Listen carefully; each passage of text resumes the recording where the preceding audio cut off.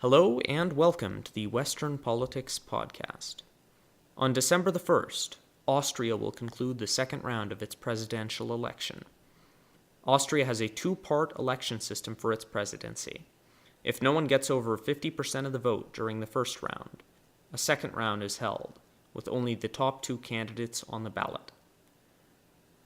Right now, those two candidates are Norbert Hofer, candidate for the FPO, Freedom Party of Austria, and Alexander van der Bellen, an independent candidate endorsed by the Green Party. Before I go any further, let's look at the broader political system in Austria. Austria is a federal republic with a bicameral legislature, split into the National Council and the Federal Council. The National Council is effectively the Austrian Parliament, having full legislative power and budgetary control at the federal level. The National Council should be considered as the leading force in Austrian politics, with significantly more influence than any of the other branches of government. It is also intended to represent the interests of the people, its members being elected proportionally in a national vote. The Federal Council works as the representatives of the provinces. Its members are appointed from these provincial governments and not by a popular vote. The Federal Council is a much less powerful body. It has the ability to block any legislation that changes the Constitution, provincial rights, or the function of the Federal Council itself. So it has the power to stop itself from getting legislated out of existence. I'm sure the Federal Council members find that to be a real bonus. Back to the presidency.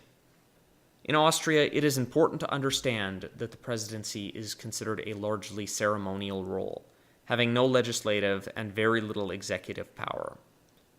The Austrian embassy to the United States actually lists its country's presidential responsibilities.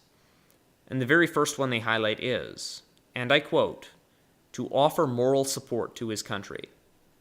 However, the president does have one power that will play an important role in this election, and that is the power to dissolve parliament, triggering a parliamentary election. Now that matters a great deal, because just like in many other parts of Europe, the political landscape in Austria is changing. Nationalist parties are gaining strength, eating support from across the old political spectrum. In Austria, that wave of nationalist support has gone to the Hofer's FPO, who have placed Euroscepticism, opposition to mass migration, and a desire to protect the Austrian culture and identity at the center of their platform.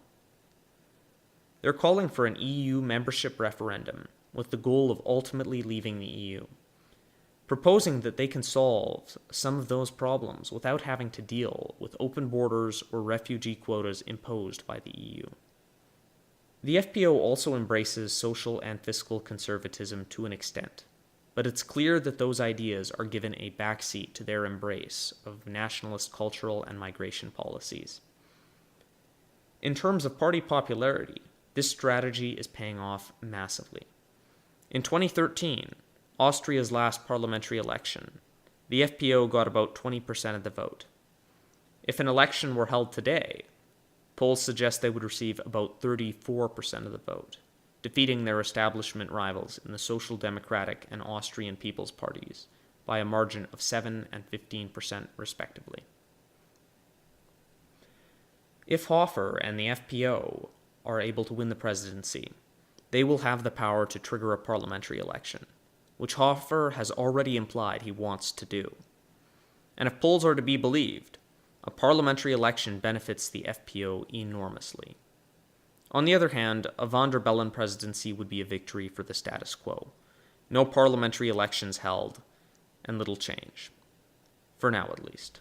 Now to change topics a bit. Another aspect of this election that makes it very interesting is how the election itself has unfolded thus far. The historically most powerful parties, being the Social Democrats and the People's Party, were handily defeated in the first round by a nationalist and an independent. That's quite a way to start the presidential election. Then, on May 22nd, the second round was held. Initially, it looked like Hofer had won, but then the absentee ballots were counted. By the final count, van der Bellen had won with 50.3%, compared to Hofer's 49.7. Case closed. Van der Bellen won, right? Yeah, not so much. The FPO promptly took the results to the Supreme Court, alleging irregularities in the vote count. Now, that wasn't just there being a bunch of sore losers.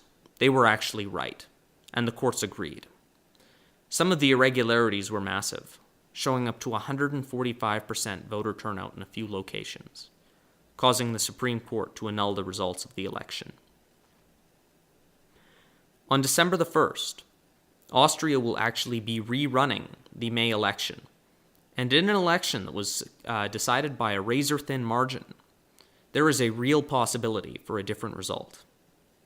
The European Union should be worried. A lot of Austrians appear to be fed up with mass migration, with an international body making laws for the Austrian people, and with an undemocratic institution controlling their lives from Brussels.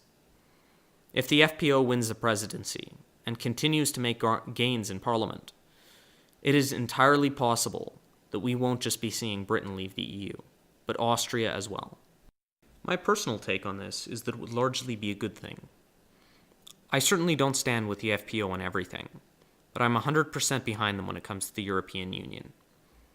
Right now, the EU has diminished its members' ability to control their borders and imposed a harsh regulatory regime that is not subject to democratic control.